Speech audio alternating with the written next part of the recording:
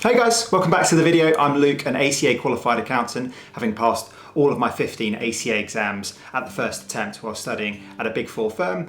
After my time at the Big Four, I transitioned into a career within investment banking, where I spent 3 years, and now I spend the majority of my time helping candidates like yourself smash the ACA exams. And in today's video, we're going to discuss some tips and tricks to help you manage stress and burnout during the ACA qualification. The ACA is pretty intense, as you're probably finding. There's a hell of a lot to do. The exams are really challenging. There's a lot of time pressure, and this is probably the first time in your life that you're balancing exams and a proper job. So we're going to discuss some strategies that I used to help get through my exams, and that stood me in good stead. So yeah, let's get into it. So my first piece of advice when it comes to avoiding burnout on the ACA qualification is to plan. Plan. The ACA is incredibly demanding. All 15 exams are challenging in their own unique, idiosyncratic ways. So you need to build structured study schedules, structured plans right at the start of each module that you're planning to sit. So you're very clear on exactly what you need to do between now and the time you walk into the exam centre on exam day. You need to have built out time to go through the workbook and go through your study notes. You need to build in time to go through the question bank and practice questions, and also time to do mock exams to time. So there's a lot you need to factor into a study schedule, and this will be the first time you're balancing a proper qualification and studying and also managing client commitments. So there's a dynamic there that you need to factor in, because this will be the first time you're likely ever experiencing that. And I remember when I studied towards my exams, it was incredibly difficult to manage both of those commitments. So you need to factor in buffer days where things may crop up at work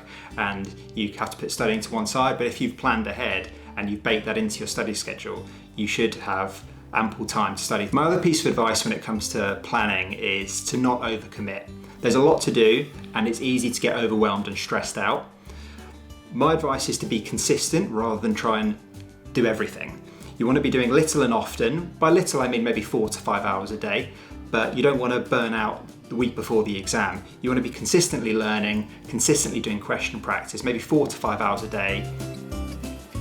My second piece of advice, which builds on the first, is to set weekly goals, not daily goals. Like I said, you're going to be balancing really challenging exams with client commitments, with your personal life, and things are going to crop up which are going to disrupt your studies. Like, that is guaranteed. That happened to me. Nightmare clients that you're having to work for that send late night emails and late night requests, and you need to drop all your studies to adhere to your client commitments. It happens. So that's why you need to be thinking about your studying on a weekly basis and not on a daily basis. So set weekly plans, set weekly goals. Don't focus on your ACA work on a daily basis, because then it's easy to get demotivated when you just have a day where you can't touch your study materials because you're so swamped with client work, and that can really get you down and cause you to lose momentum. So I really encourage you to think about everything that you're doing on a weekly basis. Focus on the big picture, celebrate the small wins, and just keep going. All progress is good progress. My third piece of advice to help get through the ACA qualification is to find and engage with the community. There's so many people out there that are in the exact same boat as you are. Even if you're studying independently by yourself, there's avenues you can take to reach out and connect with other candidates. When I studied, I was fortunate because I was on a training scheme at a Big Four firm, and I was in a class with loads of people who were in the exact same boat as me. And we created a WhatsApp group where we could ask each other questions, both soft and technical questions about the material. And that was great, and I would recommend you do that if you're on a training scheme. But there are so many sort of virtual communities you can join, even if you're studying independently by yourself. There's the Reddit ICAEW thread where people ask loads of questions, and you can go and seek out advice on loads of different issues that come under the ACA banner. There are ICAEW and LinkedIn-based communities that you can access.